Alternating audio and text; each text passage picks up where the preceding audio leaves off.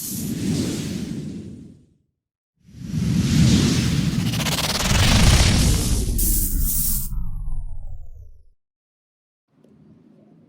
दोस्तों, हमारा आज का टॉपिक है 3 कॉन्जिक्यूटिव ऑड नंबर्स।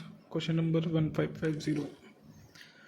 तो ये क्वेश्चन क्या कह रहा है कि जो हमारे पास एक गिवन एरे होगी उसमें हमें चेक करना है कि 3 लगातार कॉन्जिक्यूटिव ऑड नंबर्स आ रहे हैं कि नहीं, मतलब 3 लगातार ऑड नंबर्स हैं कि नहीं। अगर हैं तो वैल्यू बूलियन में रिटर्न करनी है, ट्रू या फिर फॉल्स। तो जैसे एक एग्जांपल दे रखा है इन्होंने कि एग्जांपल ऑफ एरे, एक एरे दे रखी है उन्होंने 2 6 4 1। इसमें हम चेक कर सकते हैं, अगर हम 2 6 4 का ग्रुप लेते हैं तो ये कॉन्जिक्यूटिव नंबर्स हैं, लेकिन ना 2 ऑड है, ना 6 ऑड है और ना ही 4 ऑड है। तो क्योंकि ये 3 ऑड नहीं है तो हम आगे बढ़ेंगे, हम 6 4 1 का एक ग्रुप उठाएंगे। 6 4 1 का ग्रुप उठाया तो इसमें ना 6 ऑड है, ना 4 ऑड है, सिर्फ 1 ऑड है। लेकिन हमें चाहिए 3 कॉन्जिक्यूटिव ऑड नंबर्स, तो फिर ये भी फॉल्स होगा, ये भी फॉल्स होगा, यानी कि हम फाइनल आंसर जो रिटर्न करेंगे वो फॉल्स होगा। तो जो इन्होंने अगला एग्जांपल दे रखा है वो है एक एरे जिसकी वैल्यू है 1 2 34 3 4 5 7 23 और 12। इसमें अगर हम स्टार्टिंग के 3 देखेंगे तो 34 जो है वो इवन है, पहले 3 ग्रुप तो नहीं बनेंगे, ना ही इनमें कोई बन सकेगा ना ही इनमें कोई बन सकेगा, क्योंकि 34 इवन है। तो अब जो अगला ग्रुप हम चेक करेंगे वो हम चेक करेंगे यहाँ से, और देख सकते हैं हम कि अगला जो ग्रुप बन रहा है वो 5 7 23 का होगा, और इसमें 5 भी ऑड है, 7 भी ऑड है और 23 भी ऑड है।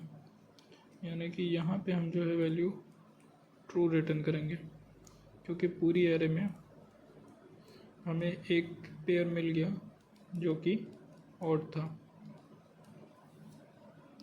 तो यही चीज़ यहाँ पे लिखी गई है। तो अब इसका जो सॉल्यूशन हमने सोचा है वो बिट मैनिपुलेशन के यूज़ करके है। ऑब्वियसली प्रोग्रामिंग एक क्रिएटिव दुनिया है, तो इसके कोई और सॉल्यूशन भी हो सकते हैं। अगर आपके पास कोई है तो आप कमेंट में मुझे बता सकते हैं। फ़िलहाल मैंने क्या किया है, मैंने बिट मैनिपुलेशन का यूज़ किया। बिट मैनिपुलेशन में क्या करते हैं कि जैसे फॉर एग्जांपल हम लेते हैं एक नंबर 2 है, तो 2 को हम पहले बाइनरी में कन्वर्ट करेंगे। 2 का बाइनरी नंबर होगा 1 0 1 0, मतलब 2 की पावर 0 और 2 की पावर 1। इसमें 2 की पावर 1 की वैल्यू ट्रू है और 2 की पावर 0 की वैल्यू फॉल्स है। तो 2 की पावर 1 ऑब्वियसली 2 होता है, यानी कि 2 की पावर 1 मतलब 2 जो है उसकी बाइनरी वैल्यू 0 है, 1 0। अब अगर हम 1 0 को 1 से एंड करें, LSB मिलेगा, मतलब लीस्ट बिट वो मिलेगा 0, और जो मोस्ट सिग्निफिकेंट बिट है वो 1 मिलेगा। लेकिन हमें यहाँ पे जो ध्यान रखना है वो सिर्फ लीस्ट सिग्निफिकेंट बिट का है, यानी कि अगर आप कोई भी इवन नंबर का एंड ऑपरेशन परफॉर्म करते हैं 1 के साथ तो वो हमेशा 0 आएगा। हम और एक एग्जांपल ले सकते हैं, हम 4 का ले सकते हैं। 4 का एग्जांपल क्या होगा, 2 की पावर 0 1 2, 2 की पावर 2 4 होता है, यानी कि हमारे पास जो बाइनरी नंबर होगा वो 1 0 0 होगा। इसमें 1 के साथ अगर हम एंड ऑपरेशन परफॉर्म करेंगे तो जो 0 और 1 है ये हमें 0 देगा, और बाकी एज इट इज़ अर्जेंट। मतलब कि हमारे पास यहाँ पे फिर से जो LSB है वो 0 है। ये सिग्निफाई करता है एक इवन नंबर को, क्योंकि हर इवन नंबर का जो LSB है वो हमेशा 0 ही होगा, क्योंकि जो हमारा 2 की पावर 0 है यही सिग्निफाई करता है कि जो भी नंबर है वो ऑड होगा कि नहीं।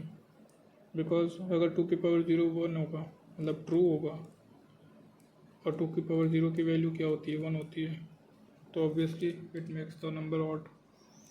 तो हम इसी कंसेप्ट पे काम कर रहे हैं। तो इस सॉल्यूशन में हमने क्या किया है, हमें काउंटर वेरिएबल लिया है काउंट, जिसको हमने 0 असाइन किया हुआ है। मैंने ये सारी चीज़ें जो भी थ्योरी में समझा रहा हूँ उसको लिख रखा है, अगर आपको पढ़ना हो तो आप डायरेक्ट वहाँ पे स्टेप बाय स्टेप एक्सप्लेनेशन पढ़ सकते हैं। फिलहाल हम कोड की तरफ बढ़ते हैं। तो मैंने जो काउंट एक वेरिएबल लिया है सी इक्वल्स टू 0, ये ऑब्वियसली काउंट करेगा कि हमारे पास जो कॉन्जुगेटिव नंबर्स हैं मतलब वो ऑड है कि नहीं है। अगर पहला कॉन्जुगेटिव नंबर ऑड होता है तो सी की वैल्यू +1 हो जाएगी, अगर दूसरा ऑड होता है तो 2, ऐसे ही ये बढ़ता चला जाएगा। इसके बाद हम क्या किए हैं, फॉर आई इन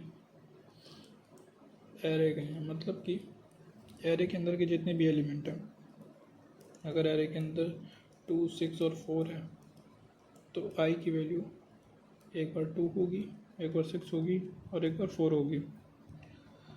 तो इस तरीके से हमें एक एक करके सारे एलिमेंट्स मिल जाएंगे जो भी एरे के अंदर हैं।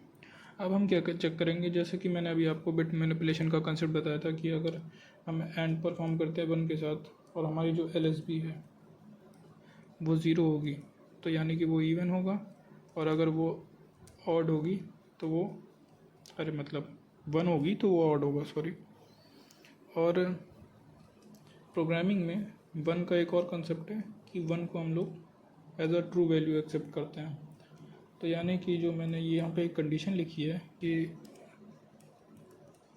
इफ़ आई एंड 1, यहाँ पे ये जो एक्सप्रेशन है अगर ये ट्रू होता है मतलब अगर इसकी वैल्यू 1 होगी तो ये ट्रू हो जाएगा, अगर इसकी वैल्यू 0 होगी तो ये फॉल्स हो जाएगा।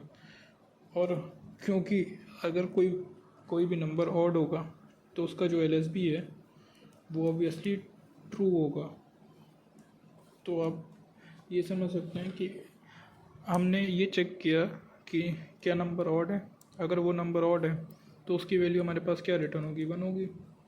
अगर वो 1 रिटर्न हुई तो ये एक्सप्रेशन पूरा ट्रू हो जाएगा और ये आगे एग्जीक्यूट हो जाएगा। और उसके बाद हमने C+=1 करके जो C की वैल्यू है उसे एक इंक्रीमेंट कर दिया। अब C की वैल्यू एक इंक्रीमेंट कर दी, हमें पहला ऑड नंबर मिल गया। अगली बार लूप चला, अगली बार अगर ऑड नंबर मिलेगा तो C की वैल्यू फिर से एक इंक्रीमेंट हो जाएगी। और मान लो अगर अगली बार लूप चला और हमें वैल्यू ऑड नहीं मिली, हमें इवन वैल्यू मिल गई, तो उसके लिए हमने जो एल्स केस लगा रखा है उसमें हमने C की वैल्यू वापस 0 कर दी है ताकि वैल्यू वापस रीसेट हो जाए। और एक इसी तरीके से जो इफ़ केस है उसके अंदर हम चेक कर रहे हैं कि अगर मान लो कि हमारे पास 3 नंबर आ गया, मतलब जैसे ही काउंट की वैल्यू 3 हो गई हम वहीं पे फोर्स ब्रेक कर देंगे, क्योंकि हमें 3 से ज़्यादा चाहिए ही नहीं, हम सिर्फ चेक ही सिर्फ 3 कॉन्जिक्यूटिव नंबर्स के लिए कर रहे हैं। तो हम जैसे ही हमारे पास 3 नंबर आएंगे हम रिटर्न कर देंगे 0, हम उसके आगे चेक नहीं करेंगे। हमारे पास चाहे 5 नंबर हो चाहे 6 नंबर हो, हमें फ़र्क नहीं पड़ता, हमें सिर्फ 3 कॉन्जिक्यूटिव नंबर चाहिए बस। और मान लो अगर ऐसा हुआ कि ये पूरा लूप रन हुआ और हमें 3 वैल्यू नहीं मिली तो ऑब्वियसली फाइनली हम जो एल्स इसका आखिरी स्टेटमेंट है रिटर्न फॉल्स, यानी कि हमने पूरा लूप चलाया, पूरे लूप में हमें कोई भी एक ऐसी कंडीशन नहीं मिली जहाँ पे वैल्यू 3 हुई काउंट की और हमें 3 कॉन्जिक्यूटिव नंबर्स मिले। तो ये था मेरा सॉल्यूशन। धन्यवाद मुझे यहाँ तक सुनने के लिए, मिलते हैं अगले क्वेश्चन में।